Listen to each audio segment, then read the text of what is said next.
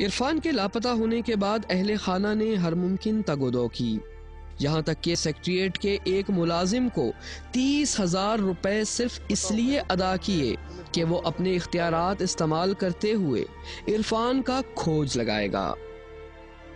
تفتیشی افسروں کو پیسے دیے تھے، انہوں نے کہا کہ آپ ایسا کریں 20,000 روپے دے دیں تو میں بندوں کو جو ہے نا میں ایسے چیک کروں گا، یہ کروں گا، میں وہ کروں گا۔ اس دو ہم سے تفتیشی افسروں نے پیسے لیے ہیں اور ایک سول سیکریٹریٹ کے ملازم ہیں کلرک، انہوں نے ہم سے پیسے لیے تھے کہ میں جتنی بھی ایجنسیز ہیں نا اور جیل خانہ جات جتنے بھی ہیں ان میں آپ کا بندہ چیک کروا دیتا ہوں کہ وہاں پہ تو نہیں ہے۔ انہوں نے ہم سے 30,000 روپے لیا مگر انہوں نے ہمارا کام کوئی نہیں کیا۔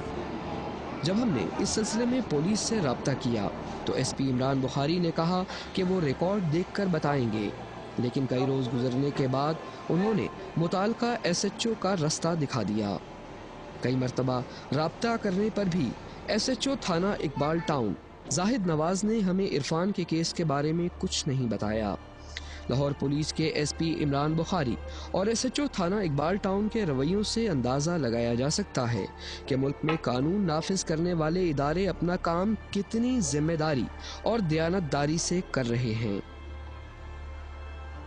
ہم نے عرفان کی گمشدگی کے بارے میں جب ایڈوکیٹ شوکت صدیقی سے رابطہ کیا تو ان کا خیال تھا کہ شاید ہندوستان جانے کی وجہ سے خفیہ اداروں نے عرفان کو اٹھا لیا ہے۔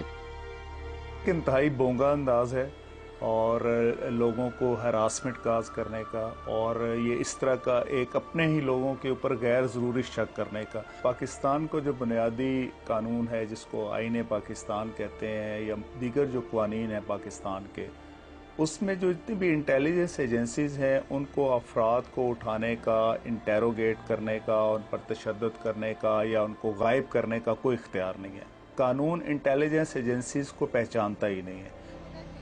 خفیہ اداروں کا شہریوں کو اٹھانا غیر قانونی عمل ہے۔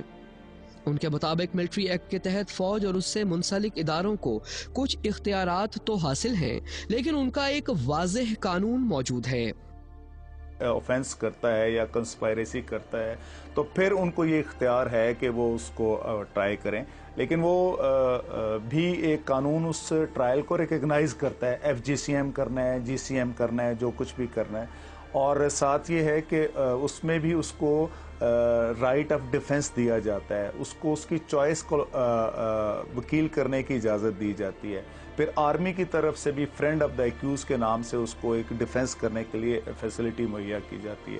وہ پھر ایلیگیشنز کے حساب سے ہے کہ وہ ان کیمرہ پروسیڈنگز کرنی ہے یا اوپن پروسیڈنگز کرنی ہے، وہ سارے اس ایکوزیشن کے۔ لیکن ایک بندے کو پتہ ہی نہیں ہے کہ اس کو کس الزام کے تحت پکڑا ہے، اس کے پیچھے جو لواحقین ہیں ان کو نہیں پتہ کہ ہم نے اپنے پیارے کا جو ہے کس الزام کے تحت ڈیفنس کرنا ہے، ہم نے وکیل کو کس مقصد کے لیے کرنا ہے، تو وہ بیچارہ کیا ڈیفنس کرے گا۔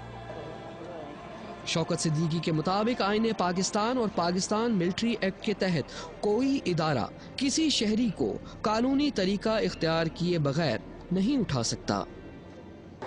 بیٹے سے ملنے کی تڑپ ماں کو بستر مرگ پر لے آئی ہے اور ان معصوم بچوں کے سوالات کے جوابات کون دے گا؟ ان بچوں کا مستقبل کیا ہوگا؟ سوچئے کہ جب معاشرے بے حس ہو جائیں تو ان کو تباہ ہوتے دیر نہیں لگتی، اور سوچئے اس سے پہلے کہ یہ آگ آپ کے دامن تک پہنچ جائے۔ گھر سے باہر نکلنے سے پہلے سوچئے گا کہ زمانے کی بے حسی کا خراج کسی کو تو ادا کرنا پڑے گا۔ رضیہ اور ان کے بچوں کا امتحان ابھی باقی ہے۔